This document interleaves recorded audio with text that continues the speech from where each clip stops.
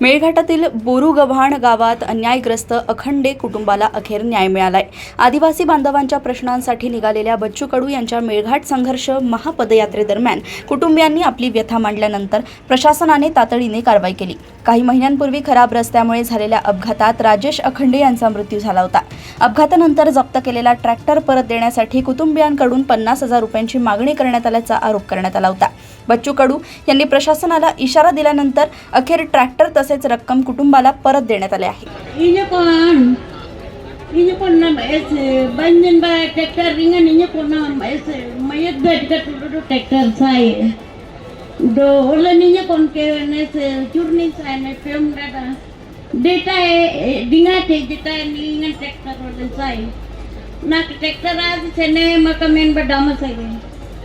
आप ऐसे डामा घटो अठवा लाख देवा आए 50,000 जीके 50,000 जीके पुलिस की जीके दोन पोरं मरण पावले, दोन पोरं, आणि ज्याच्या घरी मरण पावले तिथं पैसे खाणारी औलाद आहे।